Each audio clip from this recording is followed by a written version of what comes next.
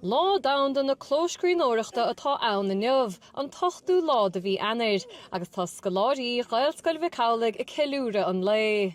Well, bhí muid na cluichí difriúr le cechuí clóscríbhneoireachta agus cinát chuir de mé chuir na cleapaí agus cechuí a dhéanana ceartas bhí mar sin. Níorna mé clóscríbh ribhe seo ach tá mé cleachta agus méid fáil bhád níos fear. Ba bhrálam a bheith ná Jane tuairis gluam héin gánig fechan sé an méar chláir agus beoch sé sin iontach ar fád má beoch mé an dhéanamh. Is málam clóscríbhneoireachta agus tá sé an spríal chunas a dhéanamh agus ní agam gur bhah mé an dhéanamh gan na braniú ar na litricha agus tá mé an bhág a ggéanais. Tá sé táhachtach clóscríbhneoireachta bheith rólas ag daoine óga mar ba sé an táhachtach sa tarachaí le iPad agus fón agus technoliacht.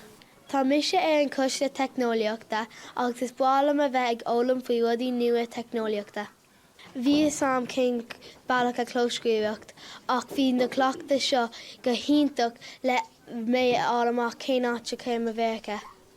Be cleachta á dhéanamh agus na daoine óga amachchan sá le buachtaint ar a gcóiríoireachtaí ar lá damhanda na Clóscríbhneoireachta an bhliain se chuin. Róisíní chéalachaid Nuacht Cúla4, Ghaelscoil Mhic Amhlaigh.